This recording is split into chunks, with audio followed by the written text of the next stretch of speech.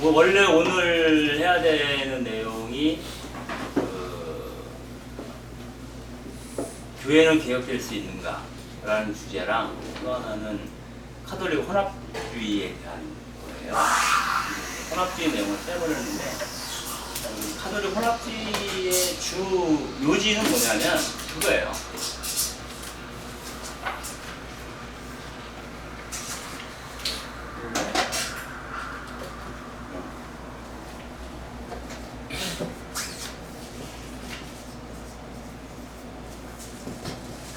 카톨릭이라는 말이 언제 누구에 의해서 처음으로 쓰여졌는지 아세요?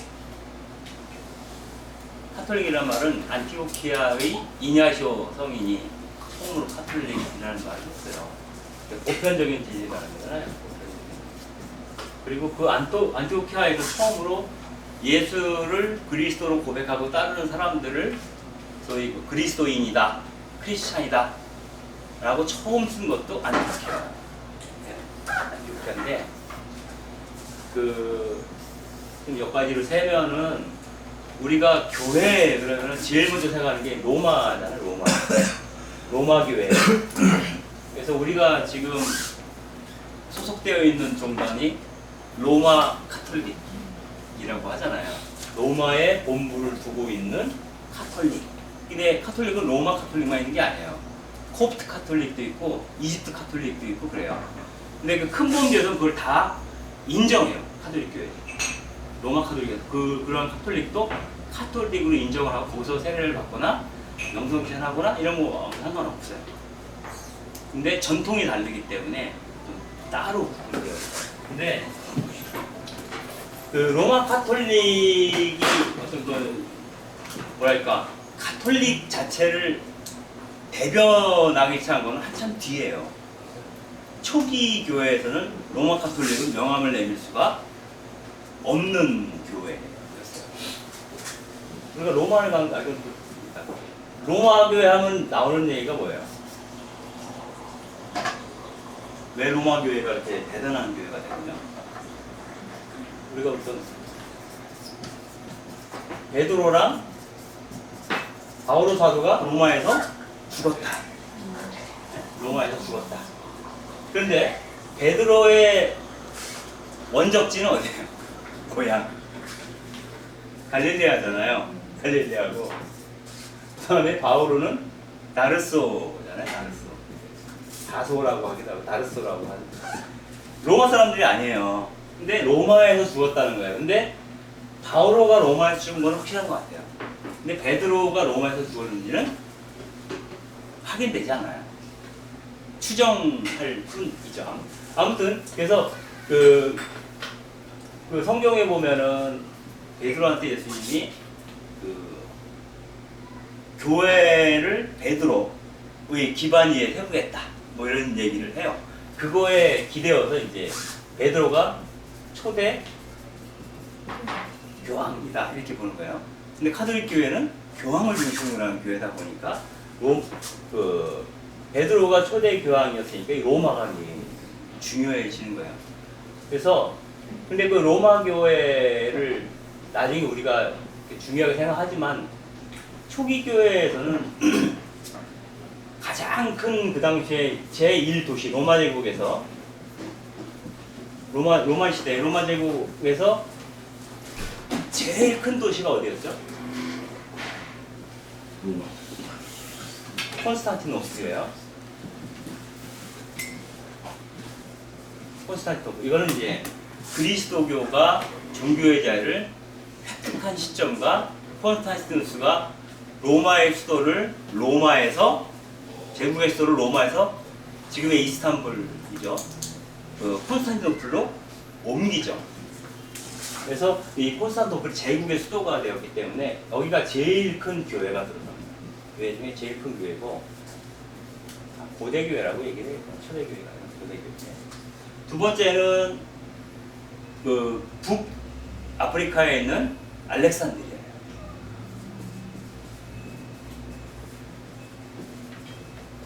세 번째로 큰 교회가 어딜까요?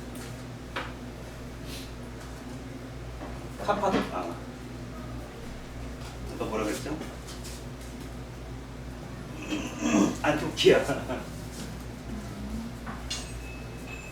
안티오키아. 그래서 그 다음에 네 번째로 얘기한다면 예루살렘. 근데 예루살렘 교회는 일찍 망하죠. 일찍 망하고 예루살렘 교회가 망하는 게 이제 그 70년 전쟁 아시죠? 그러니까 유대인들이 이 성전을 장악을 하고 로마의 반기를 들었던, 그래서 그 대대적으로 마사다 전투까지 가서 완전 괴멸됐던, 그리고 그 당시에 예루살렘 동경도 무너지죠. 그러면서 이 사람들이 전 세계로 흩어져요. 그래서 말하는 전 세계, 로마 제국 번역을 전 세계라고 말합니다. 전 세계로 흩어지는데 이 예루살렘 공동체에 있는 사람 중에 많은 사람들이 로마로 가기는 해요. 로마. 그래서 이 300년, 400년 요 당시에 로마에서 유대인들이 한 3, 4만 명 정도 있었다고 해요. 그러니까 꽤 많은 숫자의 유대인들이 이제 로마에 있었던 건데, 그리고 다섯 번째 교회가 어떻게 보면 로마 교회라고 볼 수가 있어요. 그래서 이 각 그 도시마다 그 도시의 수장을 뭐라고 얘기하면 오늘 이렇게 생각이 안 나니? 총대주교라고 그래요. 총대주교라고 그러죠.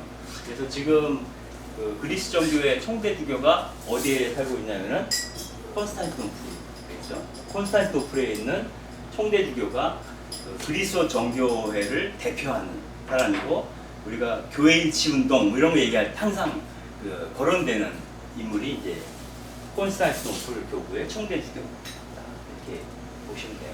근데 로마는 별 중요하지 않았던 게 뭐냐면, 그 첫 번째 종교회의가 열려요. 그 니케아 종교회의죠. 니케아 종교회의가 열리는데, 이 니케아 종교회의는 뭐냐면은 그 콘스탄티누스 황제가 그리스도교를 봉인하고 나서 그리스도교를 보니까 서로 입장 차이 때문에 막 분열되어 있었어요. 그게 아리우스파랑 아타나시우스파랑 예수가 하느님이냐 사람이냐를 두고 막 싸운 거잖아요. 그래서 그거를 통일시키기 위해서 합의를 보기 위해서 소집한 첫 번째 종교회의가 니케아 종교회의. 그러니까 이 니케아 종교회의 때는 그 황제의 궁전에서 열리게 되고, 그 황제에서 궁전에서 열리는데 모든 결정은 누가 해요? 황제가 하는. 그러니까 황제가 그리스도교를 실질적으로 장악했다라고 그 위에서 열린 종교회의인데, 이 종교회의 때 이 북아프리카와 그 터키죠, 일종의 그 동로마 지역에 있는 그 주교들이 300명 정도가 모여요. 회의를 하고. 로마에서는 몇 명이 오냐면 5명이에요. 그래서 로마는 실질적으로 이 회의에 거의 발언권이 없었다는 거예요. 근데 그 이유를 어떻게 설명하냐면은, 이 당시에 동로마 교회에 있던 분들은 이제 우리가 알고 있는 뭐 암브리두스, 요한 크리스토스톰, 바실리우스 다 동로마 쪽 사람들이잖아요. 이 사람들은 대단한 지식인들이에요. 그런데 로마 교회의 수장들은 지성적 측면에서 굉장히 취약했다. 그러다 보니까 이제 여기에 참석을 했어도 거의 발언권이 없었다. 그리고 실제 로마 교회는 취급을 이 당시까지만 해도 해주지 않았어요. 왜냐하면 이 당시까지만 해도 이제 이 로마 제국의 중심은 콘스탄티노플이었기 때문에 로마는 거의 그 변방, 로마의 갑자기 그 로마의 수도에서 변방으로 밀려나 그러한 상황이 되죠. 이 얘기를 하고자 하는 건 아니었는데, 근데 이 카톨릭 교회가 처음에는 유대교에서 시작을 했죠. 그래서 유대교의 분파 혹은 뭐 도당 이 정도로 취급을 받았죠. 그러다가 아까 말한 그 안티오키아의 이냐시오가 우리는 유대교랑 상관없어. 유대교랑 우리는 분리돼야 돼. 그리고 우리한테 앞으로는 유대교의 분파라고 부르지 마라. 우리는 누구다? 그리스도를 따르는 그리스도인이야 라고 처음으로 안티오키아의 성이냐시오가 얘기를 한 거예요. 그게 2세기 경인데, 그래서 그때부터 이제 유대교에서 분리된 어떤 그리스도교라는 게 시작이 되었다. 영시적으로 이렇게 보는 건데, 이 교회에는 유대교적 전통이 있었지만 유대교적 전통에서 시작된 그리스도교 운동이 확장되고 심화되고 뿌리 내린 곳은 어디예요? 소아시아. 다른 말로 얘기하면 동로마 제국단이에요. 동로마 제국의 권역이죠. 요즘으로 따지면 터키, 그리스, 예루살렘 이쪽, 그러니까 지중해 동쪽, 주로 지중해 동쪽에 있는 나라에서 주로 그리스도교가 번성을 하게 되죠. 그러면서 이 지중해 동쪽에 있는 많은 그 민족들이 갖고 있었던 대중적인 신심, 그들의 문화, 그들의 종, 이런 것들이 그리스도교랑 섞여 들어가는 거예요. 그러니까 그리스도교가 어떤 순수한 그리스도교라는 거는 없다는 거예요. 그리고 나중에 동로마가 무너지고 나서 동로마가 무너지고 나니까 동로마가 일찍 무너지잖아요. 이슬람에서 무너지고 나서 남는 게 소로마밖에 안 남았어요. 근데 이 소로마에는 주인이 없는 땅이에요. 왜? 모든 문화와 모든 것이 다 동로마 쪽으로 가 있었기 때문에 소로마는 그 불모지. 근데 유일하게 남아 있었던 사람이 로마 교구의 주교, 즉 교황이었던 거죠. 그래서 이 모든 주권이 동로마에서 소로마, 특별히 로마로 넘어오게 되면서 그 교황을 중심으로 하는 카톨릭 교회 안에 이번에는 게르만족이라든가 이런 사람들의 문화, 습속 이런 것들이 들어오기 시작합니다. 그리고 우리가 그 성인들의 섬이라고 부르는 나라가 있어요. 아일랜드잖아요. 아일랜드. 성 골룸반 성교 그 있잖아요. 외방선교회. 그게 이제 골룸반 아일랜드에서 시작된 교회죠. 거기는 이제 켈트족이에요. 켈트족의 어떤 영성. 이 켈트족 영성은 이제 자연 친화적인 영성이에요. 그래서 사실은 그 이스라엘처럼 아주 그냥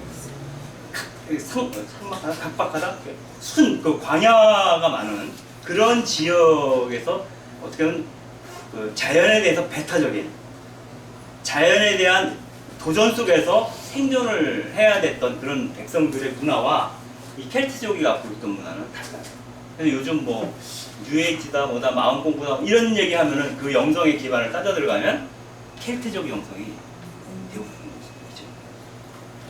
그래서 이러한 모든 문화들이 막 서로 이렇게 소통하고 이렇게 합쳐지면서 서로에게 영향을 주면서 만들어진 게 뭐다? 카톨릭이라는 거예요. 그래서 사실 이거를 통틀어서 한마디로 얘기하면 카톨릭이라고 하는 것은 유럽 문화에 토착화된 종교다 이렇게 봐야 돼요. 유럽 문화에 토착화된 종교다. 그다음 카톨릭 교회 자체가 단일한 문화로 이루어진 그러한 어떤 처음부터 우리가 뭐 백이민족, 뭐 배달의 자손 뭐 이런 식으로 하듯이 그런 순혈을 강조할 수 없는 카톨릭이라는 것 자체가 그런 종교였고, 그렇기 때문에 이것이 나중에 라틴 아메리카나 아시아로 전파가 되죠. 그러면서 아시아의 종교, 문화, 그리고 라틴 아메리카의 종교 문화 만나게 돼요. 그랬을 때 그러니까 기존의 그리스도교적인 교리와 문화와 정서와 개념 이것만을 강조하게 되면은 이 문화에 대해서 배타적인 태도를 취하게 되죠. 그죠? 그래서 이 문제를 어떻게 볼 거냐라고 했을 때 보프 같은 경우에는 어떤 얘기를 하냐면 하느님은 선교사보다 먼저 오셨다 이렇게 얘기합니다. 그죠? 그러니까 선교사들이 중남미 대륙에 오기 전에 이미 하느님이 현존하고 계셨다는 거예요. 중남미 대륙에. 그리고 그 분의 영향을 받아서 그분의 섭리하에서 이루어진 라틴 아메리카 문화를 다 이교도적이다, 이단적이다라고 해서 뭉개버리면 안 된다는 거예요. 여기에 대해서 문제적인 문화적인 측면, 아시아에서 마찬가지. 그래서 그 종교는 모든 종교가 다 혼합주의라는 거예요. 그래서 그 유럽 문화와 다른 문화에 대해서 수용하는 거에 대해서 너무 그 폐쇄적인 태도를 취하지 않습니다. 뭐 이런 측면에서 나오는 게 아까 오늘 두 번째 원래 그 주제였던 그 카톨릭 혼합주의에 대한 얘기예요. 근데 그 얘기는 오늘 논지에서 약간 좀 벗어나 있어서 생략하고 카톨릭교회 개혁될 수 있는가 요 주제만 갖고서 오늘 강의를 할 생각입니다.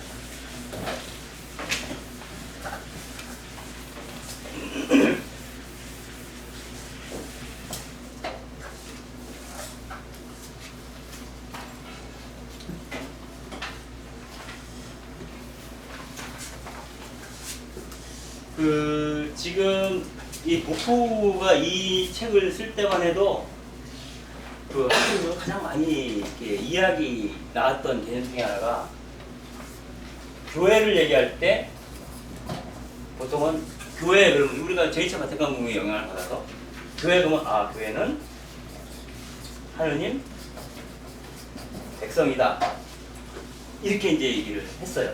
그런데 이 하느님 백성이라고 하는 교회 개념이 나오기 전에는 늘 교회는 뭐랑 일치됐냐면 교계다. 교계라는 게 이제 하이라르키라는 이제 교계 제도를 얘기해요. 교계 제도. 그래서 이런 교계를 중심으로 하는 교회를 제도 교회, 제도로서의 교회 이렇게 표현하면서 이 제도로서의 교회가 끼친 선도 있지만 폐도 많다는 거예요. 그래서 이 폐악에 대한 부분은 어떻게 개선할 것인가가 이제 교회 자신의 과제다 이렇게 보는 거예요. 그래서 이제 지금에 와서는 이 제도 교회보다 더 중요한 건 하느님 백성이고 이 하느님 백성이 누구나 다 세례를 통해서 갖고 있는 신앙 감각. 그러니까 정확히 뭐 신학교에 가서 신학 공부를 하지 않아도 세례를 받을 때 성령의 임함으로 인해서 우리 안에서 옳고 그름, 진리와 진리가 아닌 것을 식별할 수 있는 능력이 은총으로 주어졌다라고 보는 거예요. 그 감각을 신앙 감각 이렇게 얘기를 해요. 센수스 피데이라고 얘기하는데 신앙 감각이라는 거고 이 신앙 감각에 대해서 신뢰해. 이 신앙 감각에 대한 신뢰를 가장 강조한 교황이 프란스고 그 전까지의 교황님들께서는 물론 제2차 바티칸 공회 문헌에도 그 사목헌장의 신앙 감각에 대한 얘기가 나오긴 하나 굉장히 신앙 감각에 대해서 얘기하는 것을 꺼리는 분위기. 왜냐하면 그 대중들의 신앙 감각을 인정을 해버리면 어떤 문제가 생기냐면 주교가 A는 B다라고 얘기했을 때 백성이라면 평신도가 되겠죠. 뭐 수도자가 될 수도 있겠죠. 이 교도권을 갖고 있지 않은 분들이 A는 B가 아닐 수도 있다라고 얘기를 하기 시작하는 거예요. 살아보니 그거 아니던데? 라고 얘기를 했을 때 그래도 내 말 따라라고 강요할 수가 없게 됩니다. 신앙 감각은 성령의 흐름처럼 자유롭게 발산되는 거기 때문에 통제가 불능하고 이것이 교회적으로 맞는지 안 맞는지를 확인할 방법도 별로 없는 거예요. 그래서 이 제도교에서 봤을 때. 그래서 그 대중들의 신앙 감각을 신뢰해야 된다는 말은 말은 했지만 실제로 거기에 대해서 집중하지 않거나 애써 무시하려는 태도를 취해온 거예요. 왜냐하면 교회가 어디로 갈지 모르니까. 그러나 그 프란스 교황 같은 경우는 그동안 교계 제도를 중심으로 교회를 몇 년을 2000년을 운영을 했잖아요. 운영을 해봤는데 결론은 되는 일이 하나도 없는 거예요. 이를테면 뭐 유럽 교회 같은 경우 보면 아시잖아요. 신자들이 없죠. 떼제라든가 이런 공동체에 가면 젊은이들이 우르르 몰려와서 막 기도하지만 정작 본당에 가면 사람이 없어요. 떼제는 그런 어떤 교계, 아니면 제도 이것과 아무 상관없는 자발적인 어떤 그런 모임이죠. 그죠? 그래서 그런 어떤 카리스마에서 움직이는 집단은 유럽 사회에서도 여전히 환영을 받는데 그것을 구획화된 제도 안에 부어 넣으려고 했을 때는 반발이 일어나는 거예요.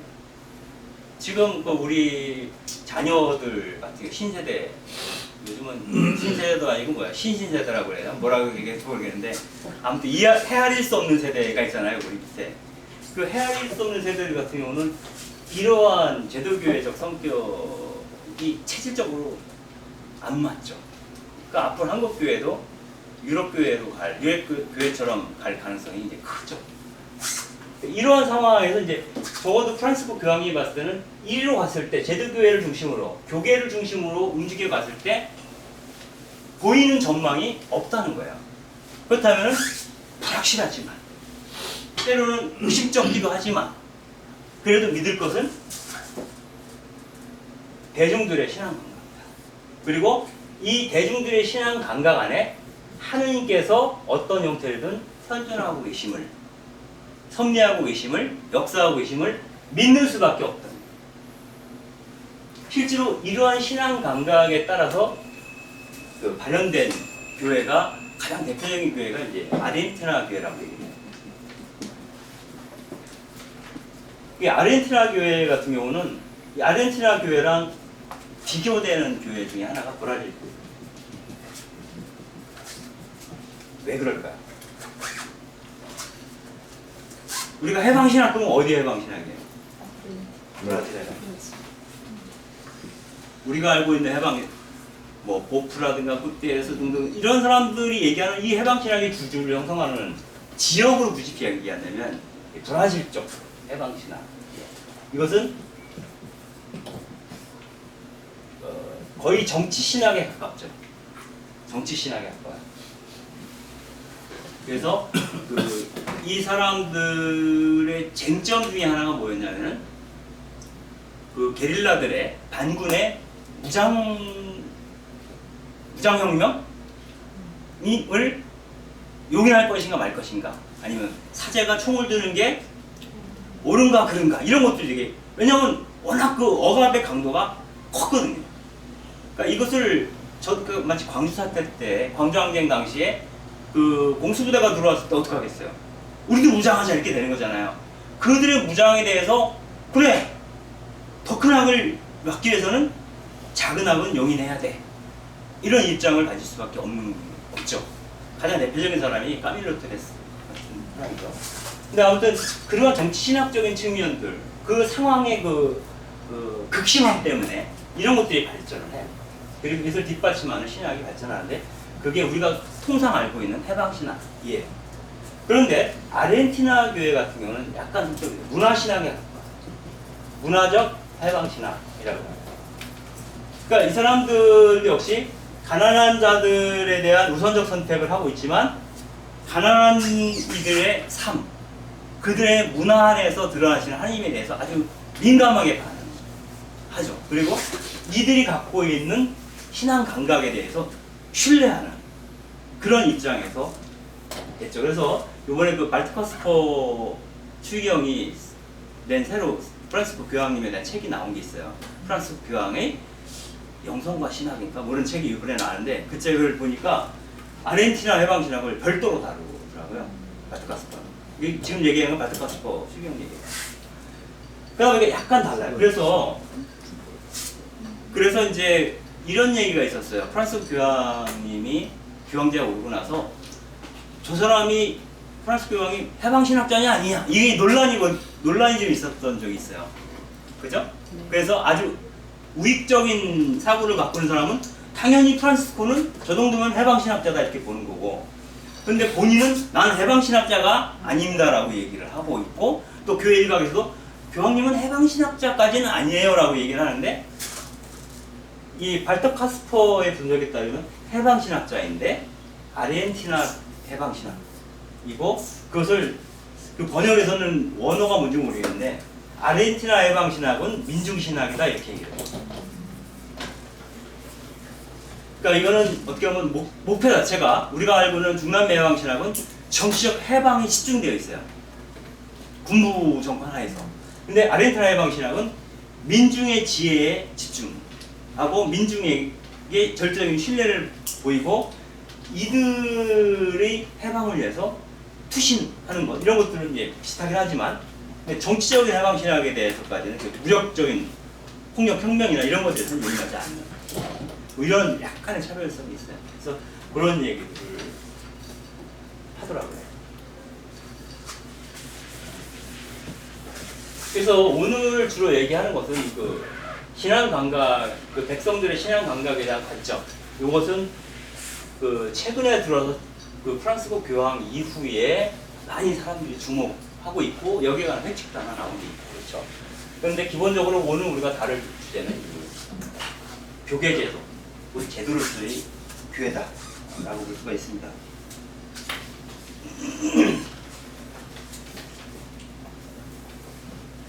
이 제도교회라고 하는 건, 이 제도교회 이렇게 얘기를 하면은 일단은 가장 먼저 얘기가 나오는 건 콘스탄티누스예요. 콘스탄티누스 황제가 그리스도교를 313년에 밀라노 칙령에 의해서 공인을 하게 되죠. 여기서 그 콘스탄티누스 황제가 그 313년에 공인한 그 밀라노 칙령의 내용은 사실은 뭐 카톨릭 그 그리스도교를 뭐 국교를 한다거나 뭐 이런 것도 아니에요. 그러니까 모든 종교의 자유를 허한다. 기독교, 그러니까 그리스도교뿐만이 아니라. 근데 결과적으로는 그 당시에 가장 박해받던 종교가 그리스도교거든요. 그러니까 그리스도를 공인한다는 의미로 받아들여졌고 실제로 계기가 된 것도 그리스도교였다는 거예요. 뭐 역사적으로 확인한 바는 없으나 꿈에 그 막센시우스랑 전투를 벌여 나가기 전날 밤에 꿈을 꿨는데 꿈에 이제 XP라는 그리고 위에 이제 화관이 둘른 요것이 이제 꿈의 잔상이 영상을 본 거예요. 콘스탄틴이. 그래서 그것을 깃발에다 이걸 새기고 전쟁을 했으니 백전백승을 했는 거죠. 그래서 이제 이 전쟁으로 인해서 콘스탄티누스가 단일 황제가 된 거예요. 지금 그러니까 로마 제국을 통일하고 단일 황제로 이제 등극을 하게 되는 거예요. 그래서 이제 이 PX라는 건 뭐냐면은 그 그리스도의 앞자. 그러니까 이거는 키고 X가 뭐더라? 근데 X가 그리스도입니다. 네? X가 그리스도. X가 키인가? X가 PX가 아니라 XP죠. 예. 이게 이제 키고 뒤에 이제 난 그리스도를 몰라요 제가. 예. 네. 발음은 크리스토스인데 크리스도의 이 앞자 이 두 자가 형상하면 이렇게 되는 거죠.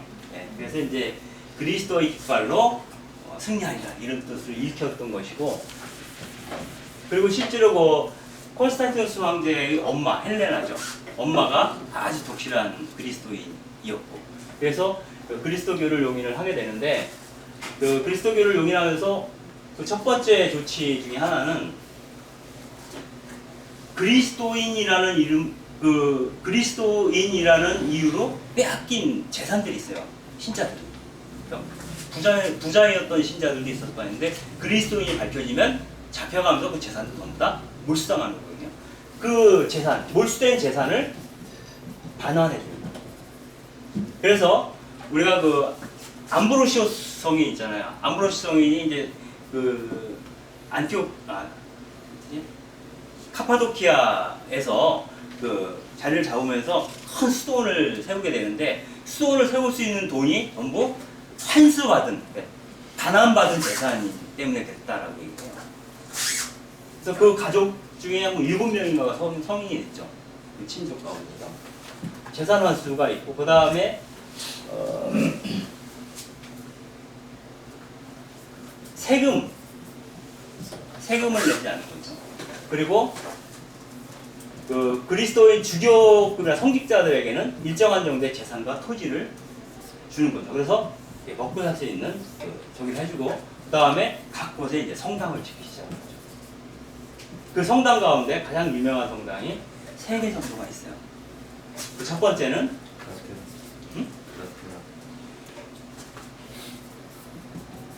라테란 성당이 이분이 졌나요? 베드로 성당이죠. 베드로 성당. 이 베드로 성당은 지금의 베드로 성당이 아니에요. 로마에 있는. 원래 라테란 언덕에다가 이 베드로 성당을 짓는데 그게 이제 베드로의 그 무덤이 있는 자리다라고 추정되는 곳에다가 짓게 되는데 이것은 나중에 불타 없어져요. 그래가지고 다시 새로 이제 그 우리 그 면제부 대사부 뭐 어쩌고저쩌고 하는 거 있잖아요. 그때 다시 크게 지은 게 지금 있는 성당이고 그 전에 큰 성당을 짓게 되죠. 베드로 성당을 짓게 되고 두 번째로는 그 예루살렘의 성묘 성당을 짓죠. 성묘. 예수님이 돌아가신, 그러니까 시신이 묻혔다는 그 묘지. 그러니까 거기 가면 골고다에 가보면 그게 이제 일종의 공동묘지잖아요. 그 터 자체가 채석장이기도 하고. 근데 그 채석장이 있는데 그 예수님을 매달았던 십자가형도 거기서 이루어지고 그 인근에 이제 예수님의 무덤이 있었다라고 얘기를 하고 있어요. 그래서 아무튼 예수님의 무덤이 있었던 자리라고 추정되어지는 지점에 성묘 성당을 짓게 돼요. 그 다음에 세 번째는 콘스탄티노플에 엄청나게 큰 성당을 짓죠. 뭐죠? 성 소피아 성당. 이게 이제 3대 성당이에요. 근데 콘스탄틴 때 완공은 되지 않아요. 이 소피아 성당은. 나중에 완공 계속 몇 번 무너져서 이 돔을 만드는 게 어려운 거예요. 돔으로 만드는 게. 그래서 몇 번 무너져서 세 번째인가 이렇게 해서 나중에 짓게 되는데 아무튼 이러한 작업을 하면서 이러한 성당들이 지어지고 그리스도인들이 더 이상 박해받지 않고 그리고 빼앗겼던 재산을 돌려받고 그리고 주교들이 나름대로의 어떤 그 권력을 획득하게 되면서 이제 주교 가운데는 이런 얘기를 했다 그래요. 이곳이 곧 천국이다. 이 얘기는 굉장히 유명한 말이에요. 그리고 실제로 우리 구한말에 천주교 박해 때에도 그 황일강이라는 백정 출신의 그 사람이 이제 수교하기 전에 신문 받을 때 했던 말이 유명한 말이 있죠. 나에게는 천국이 둘이 있는데 하나는 죽어서 가는 천국이요 또 하나는 양바가 상놈이 구분 없이 같이 예배를 보는 이곳이다. 그러니까 그리스도교 자체, 천주교 자체가 그 교와 함께 정을 나누는 것 자체가 천국이다. 이런 표현을 했는데 더 이상 박해받지 않고 환대받는 그리스도인들이 환대받는 이곳이고 천국이다 라고 이제 이 당시에 주교들이 믿게 되는 거죠.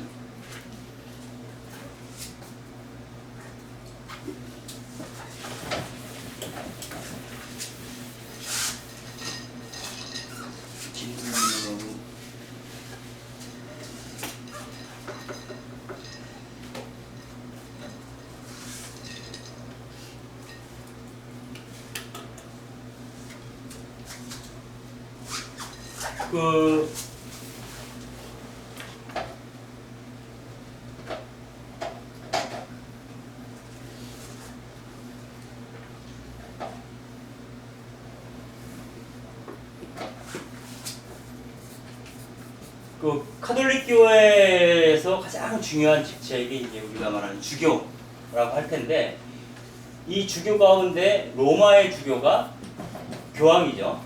교황인데 이 주교는 그런 초기 교회에서는 어떻게 선출되었는가 하고 보면은 그 공동체 성원들이 천거하는 거예요. 천거해서 때로는 투표를 해가지고 선출을 하기도 해요. 그래서 그 지방의 그 지역교회 주교를 선출하는데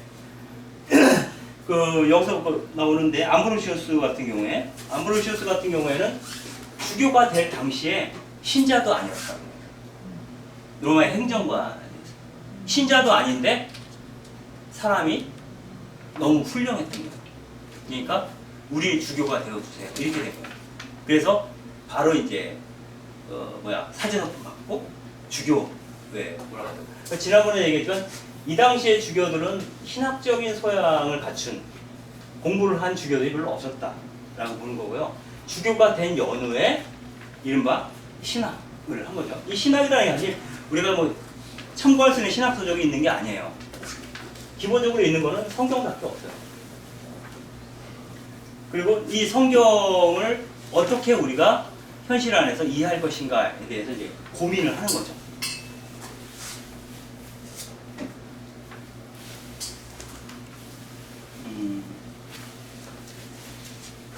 그리고 이 주교 가운데 가운데에서 아까 얘기한 안티오키아의 이냐시오 있죠. 이냐시오가 처음으로 주교라는 표현을 쓰게 됩니다. 처음으로 주교라는 표현을 쓰게 되는데 이 주교라는 표현을 쓰면서 어떤 얘기냐면 주교는 그리스도의 대리자이고 하느님의 대리자다. 주교 없이는 뭐가 없다? 아무것도 없다. 즉 교회가 없다는 거예요. 이런 식의 표현을 씁니다. 그리고 이 사람이 9,000편 하면서 7통의 편지를 남기는데 그 중에 6통의 주교에 대한 얘기가 나와요. 그전에는 그 주교에 대한 얘기가 없어요. 근데 그 6통 말고 나머지 7통, 나머지 한 통은 로마 교회로 보낸 편지인데 로마 교회로 보낸 편지에는 주교란 표현이 없어요. 그건 뭐냐면 그 당시까지 또 로마에는 주교가 없었다는 거예요. 이게 백령이에요. 백령력. 근데 여기서 이 주교 없이 교회 없다. 주교는 하나님의 대리자이고 예수님의 대리자다. 이러한 표현들은 주교 권력이 대단한 것처럼 보여져요. 그런데 이들의 권한, 이 권한을 쓸 때 엑소시아라고 보통 쓰는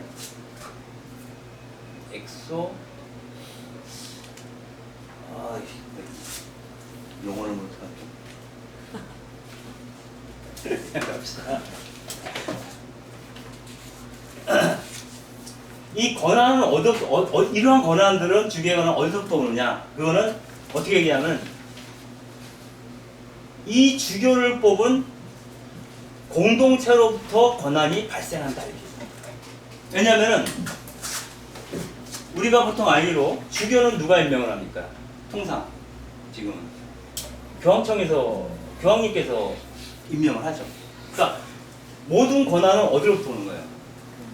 교황으로부터 오는 거죠. 그죠? 근데 이때는 교황이 없었어요. 그럼 이 사람의 권한은 어디로부터 오느냐? 공동체로부터 온다. 대통령의 권한 누구로부터 오는 거죠? 국민으로부터 오는 거예요. 네? 많이 듣던 말이죠. 대통령의 권한은 국민으로부터 오는 거예요. 왜? 국민이 뽑았기 때문에. 주교의 권한은 이 공동체 성원들이 청구하거나 선출했기 때문에 이들에게서 왔다는 거예요. 근데 이들은 뭐냐? 이것은 그리스도의 몸이라고 신앙합니다. 몸. 머리는 누구죠? 그리스도밖에 없는. 그리스도만이 우리 교회의 머리이고 모든 그리스도교 교회의 지체들은 몸에 해당돼요. 그렇죠? 그래서 이 그리스도의 몸으로부터 주교의 권한이 나왔다. 그런데 이거 시간이 지나게 되면 어떻게 되냐면 주교는 곧 뭐다? 그리스도가 되어버려요. 시간이 지나면 주교가 곧 그리스도다. 그리고 그러므로 이 주교의 권한은 어디로부터 왔다? 몸으로부터 왔을까요? 어디서 왔을까요? 그리스도로부터 오는 거예요. 이제는 권한이 그러니까 신자들의 공동체로부터 오는 게 아니라 그리스도로부터 오는데 이 그리스도는 이 당시에 그리스도는 누군가 대변자가 있어야 할 거 아니야. 그리스도의 대변자가 누구예요? 교황이에요. 그리스도의 대변자인 교황이 임명한 주교가 됩니다. 그래서 이 주교나 이 교황은 뭐가 되냐면 교회의 머리가 됩니다. 다시 말씀드리면 예전에는 예수님 그리스도 외에는 머리가 없었어. 다 몸이야 같은.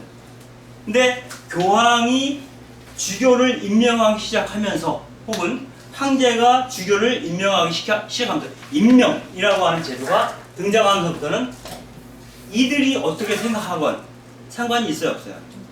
없어요. 눈치 볼 사람은 교황만 눈치 보면 돼요. 혹은 자기를 서임했던 황제의 눈치만 보면 되는 거예요. 그래서 이들이 교회의 머리가 되고 이들이 교회의 머리가 되니까 이 몸이었던 공동체랑은 분리되는 거예요. 그리고 이 공동체의 몸은 교회 공동체는 속이 되는 거고요. 속세. 세속적인 게 되는 거고, 요 위에는 거룩한 것이 되는 거예요.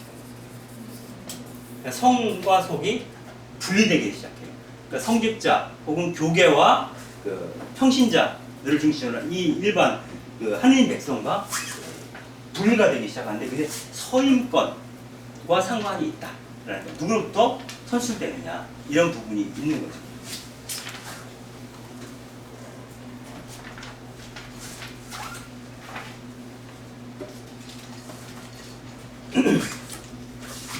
조금 더 나가면 그 교황권에 대한 얘기를 어차피 할 수밖에 없어요. 그 초대 교황이 아까 통상적으로는 베드로라고 얘기를 합니다. 그리고 지금의 교황이나 주교, 교황이나 주교를 중심으로 이루어진 카톨릭 교회를 무엇이라 표현하면 사도적 전통이다. 사도적 전통을 계승한 교황과 주교. 다시 말씀드리면 이 사도를 계승한 사람이 교황이고, 또한 교황도 주교의 한 분이죠. 주교 중에 한 사람이죠. 그러니까 교황 혹은 주교가 돼요. 사도로부터 직접 전승됐다는 거예요. 사도와 교황 사이에 매개가 없어요. 사도와 교황 사이에 매개가 없다는 건 뭐냐면, 이 중간에 있었던 것이 신앙 공동체거든요. 그러니까 사도로부터 시작되는데, 이 사도를 포함한 신앙 공동체의 어떤 그 권위, 엑소시아를 계승한 사람이 주교가 아니라 사도로부터 직계승했다는 거예요. 그 중요한 건 뭐냐면은 교황 제도예요. 다시 말해서 교황과 교황 사이가 어떻게 전승되어 내려왔느냐가 중요해요. 그게 사도 전통의 핵이에요. 그래서 그 사도 전통 박혀 있는 교회가 있죠. 그 사도 전통 박혀 있는 교회. 그걸 뭐라 그래요? 그걸 개신교라고 그랬죠. 개신교는 이 사도 전통 박혀 있다. 그래서 카톨릭에서는 개신교를 족보 없는 종교다. 그렇잖아요. 아버지가 누군지 모르는 그런 식으로 얘기해요. 그런데 그러면서 이제 베드로를 첫 번째 교황이라고 했는데, 베드로가 교황이었다라고 하는 그 어떤 물증, 하다못해 사제였다는, 혹은 복음서에 보면 단 한 번도 예수님은 베드로에게 안수를 해준 적이 없다는 거예요. 주교가 되거나 감목이 되거나 뭐 하려면 안수를 해주잖아요. 안수의 전통이 있는데, 유대교 랍비 전통이 되거나 랍비들이 제자들한테 안수해주는 전통이 있었대요. 근데 어쨌거나 복음서에서 보면 예수는 안수를 통해서 베드로를 사실상 수제자로 삼은 적도 없었다는 거예요. 근데 어떤 얘기를 하냐면, 이것 좀 약간 편견일 수도 있겠지만, 예수의 제자 가운데 어찌 보면 가장 배운 바 없는 사람 중에 하나가 베드로다. 그리고 그 베드로의 역할, 이 제자 공동체 안에서 베드로의 역할은 일종의 그 대변인 역할을 수행하지 않았나, 이렇게 보고 있어요. 대변인 역할. 대변인이 수장은 아니고 제자단에 수장이 필요할 이유도 없었어요. 그죠? 예수님이 계셨으니까. 예수님 돌아가시고 나서 내년 사이에 네가 대장에 뭐 했을지 모르지만 아마 그럴 가능성은 거의 없다고 보는 거고, 왜냐하면 사실은 베드로가 예수님을 3번이나 배신했다. 그리고 그 살아생전에 예수님한테 가장 구박을 많이 받은 사람 중에 하나가 베드로거든요. 그러면 예수님이 구박을 그렇게 하면 보는 데서 다른 제자들이 베드로를 존경했겠어? 이런 문제가 생기는 거예요. 그러나 베드로가 갖고 있는 장점이 있다. 돋보인다는 거예요. 그렇게 얘기해요. 성경에서 보면 베드로가 유난히 돋보인다. 왜냐하면 남들이 고민하고 있을 때 이미 말이 시작이 돼. 당신은 하나의 신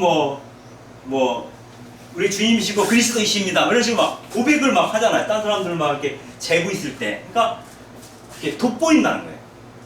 그리고 순수하고 열정적이다.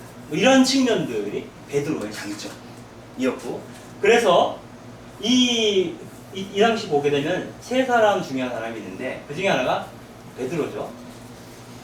베드로는 예루살렘 공동체가 그 당시 초기 교회의 가장 중심이었어요. 그죠? 예루살렘 공동체가. 예루살렘 공동체에서 베드로가 수장이었나요? 아니에요. 베드로는 거기에 머물다가 더 이상 머물지 못하고 떠나요. 떠나서 베드로를 우리는 디아스포라의 사도라고 불러요. 즉 흩어진 유대인들을 위한 사도예요. 다른 소아시아에 가 살던 유대인들을 위한 사도로서 일을 해요. 그 다음에 바오로는 디아스포라에 사는, 디아스포라가 아니죠, 여기서는 비유대인들을 전도하는 사도, 비유대인들을 위한 사도, 디아스포라에 있는 유대인들을 위한 사도, 베드로.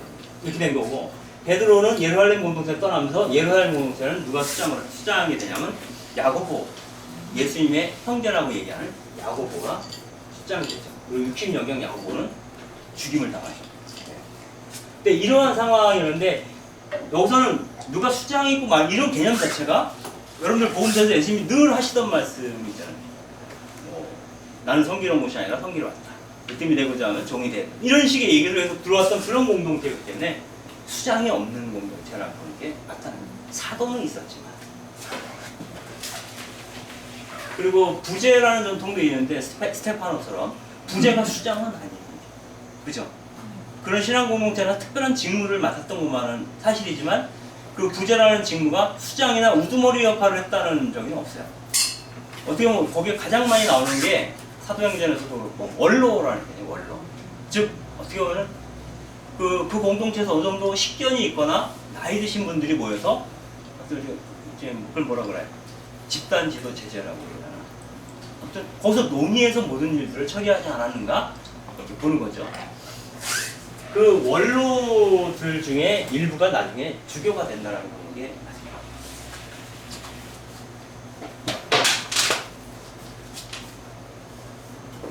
그래서 사실 그 1대 교황이 베드로고 2대 교황이 누구고 이런 것들은 초기에는 교황이라는 제도가 없었어요. 그러다가 나중에 로마 교회 수익권 논쟁이 붙으면서 교황 그 족보가 나중에 나와요. 나중에 나와서 교황 1대부터 십몇 대까지 이렇게 진행이 되었다 이런 얘기들이 나오는데 그건 역사적으로 확인할 수 있는 방법은 없다고 얘기해요. 그런데 교황권이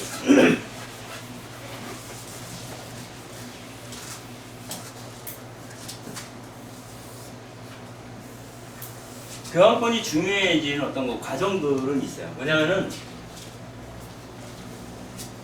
그 동로마가 멸망하기 전까지는 로마 교회가 별로 이렇게 두드러지게 부각되지 않았지만 동로마가 무너지고 나서 로마 교황이 그 유럽 교회의 유일한 중심으로 서게 됐다라고 얘기를 했는데 이때 이제 발생한 사건 중이 뭐냐면 주로 이제 교황과 황제와의 어떤 그 갈등이에요. 이 갈등의 요체에는 주교 서인권이 있습니다. 그러니까 고대교회에서 처음에는 주교를 아까 공동체에서 뽑았다고 얘기했죠. 근데 시간이 지나면서 어떻게 되냐면은 로마 교황이 뽑거나 혹은 주교가 또 다른 주교를 뽑거나 혹은 황제나 제후가 뽑기도 해요. 그러니까 주교를 그때 그러니까 공동체가 갖고 있던 어떤 그런 그 권한이라고 볼 수가 있는데 사실 공동체라는 게 확정적이지 않단 말이에요. 그러다 보니까 혹시 그 지역에 힘 있는 사람이 주교를 선임하게 되는 그런 상황이 온 거죠. 그래서 주교 서인권을 둘러싸고 이제 갈등이 생겨요. 이때 그 800년 전으로 해가지고 문서가 하나 발견이 됩니다. 이 문서가 뭐냐면은 콘스탄티누스 증여서라는 거예요. 이 증여서는 뭐냐면 콘스탄틴 황제가 로마에서 콘스탄티노플로 수도를 옮기면서 로마 교황한테, 로마 교황이라면 로마의 주교겠죠? 로마 교황한테 이 서로마의 모든 권한을 양도했다는 거예요. 증여했다는 거예요. 기부했다는 거예요. 그래서 이 서로마의 모든 통솔권은, 권력은 누가 갖는다? 로마 교황에게 있다라고 하는 거예요. 이런 것이 담겨 있는 문서를 내놓습니다. 그렇게 되면서 이제 이른바 여러분들 카를 대제라고 들어보셨죠? 카를 대제. 이 프랑코 왕국의 대제인데, 이건 뭐냐면은 서로마도 게르만족에서 다 무너지잖아요. 서로마가. 그래서 프랑코 왕국이 세워지는데, 그 왕국의 카를 대제가 황제로 즉위를 할 때 로마로 가서 교황이 씌워주는 대관식이죠. 로마에서 교황이 관을 씌워주는 대관식을 통해서 이제 황제로 등극을 하게 됩니다. 이걸 보면은 황제 임명권도 누가 갖고 있다? 교황이 갖고 있다라는 상징을 보여주는 거예요. 근데 이때 카를 대제가 힘이 없어서 이런 건 아니고 정치적으로 그렇게 해주는 게 도움이 되리라 생각해서 이렇게 했다라고 얘기를 해요. 그런데 11세기가 되면 11세기경이 되면 이제 또 다른 사건이 있어요. 또 다른 사건이 있는데, 이때는 뭐냐면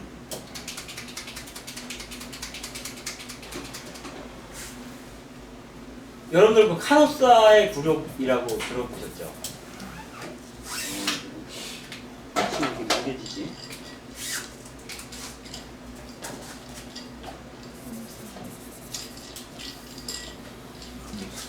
카노사의 굴욕이 뭐냐면은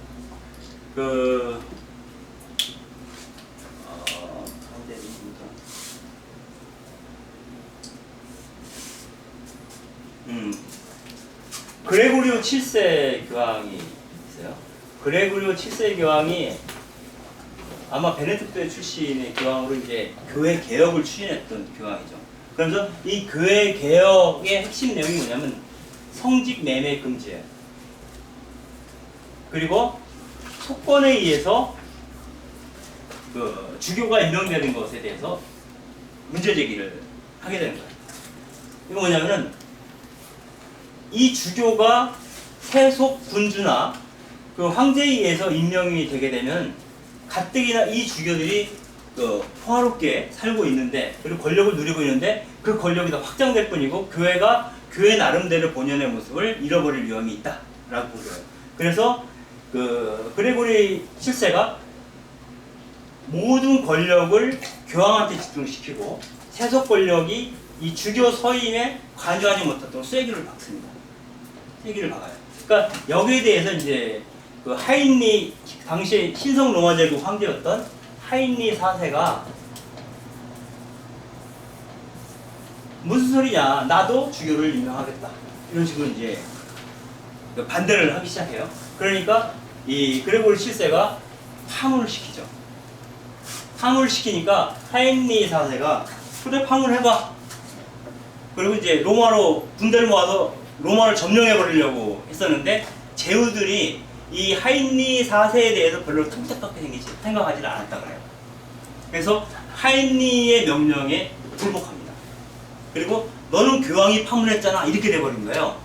우리는 당신의 명령을 따를 의무가 없다, 이런 식으로 얘기를 한 거예요. 그래서 할 수 없이 하인리 4세가 교황한테 가서 3박 4일 동안 눈발을 맞으면서 무릎 꿇고 싹싹 비인 거예요. 3박 4일 동안. 그리고 나서 파문이 철회가 되죠. 근데 이 사건을 통해서 완전히 모든 권한이 황제로부터 혹은 세속 군주로부터 교황에게로 넘어왔다라는 거고요. 그게 11세기 경인데, 그런 교황권이 가장 최고점을 때린 게 13세기. 이게 이노센트 3세, 즉 프란시스가 등장하던 시기죠. 이때까지 계속 교황권이 확장이 됩니다. 확장이 되면서 교황권이 확장되면서 나타난 가장 큰 사건이 뭐냐면 십자군 전쟁이에요. 그게 뭐냐면은 교황만이 전 유럽의 군대를 움직일 수 있었다는 거예요.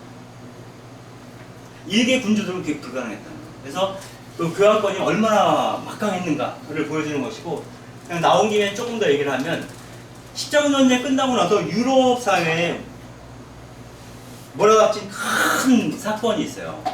혹시 아세요? 흑사병. 패스트가 전 유럽을 휩쓸어서 이 교황권이 가장 치솟았을 때 십자군 전쟁을 시작하죠.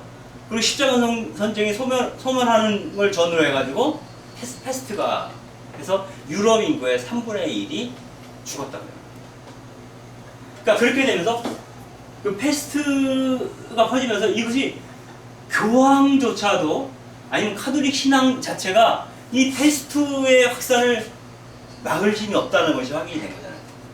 이를테면 사제가 종부정사를 주러 가니까 사람들이 그 집에 갔다가 자기도 패스트에 걸려서 죽어요. 그러니까 하느님은 사제들도 돌보지 않는다는 거예요. 즉 사제 권력이라는 게 무색해진 거예요. 이러면서 그 이른바 종교 권력이 패스트를 전후로 와르르 무너지게 됩니다. 그러면서 이른바 르네상스라든가 이런 게 등장을 하는 거죠. 그래서 그 교회 권력이 르네상스 이후에 이제 태조하고 속권이 절대왕정이라든가 이런 속권이 발흥을 하게 되는데, 그런 그 계기가 됐던 것 중에 하나 패스트라고 하는 심각한 고통, 하느님이 여기에 과연 계시는가에 대한 질문을 던질 만한 그 사태를 겪고 나서 그런 일이 발생을 했다고 해요. 그러니까 종교개혁도 사실은 그런 것과 상관이 있을 수도 있어요. 교황권의 실추랑 상관이 있을 수도 있겠다는 거예요.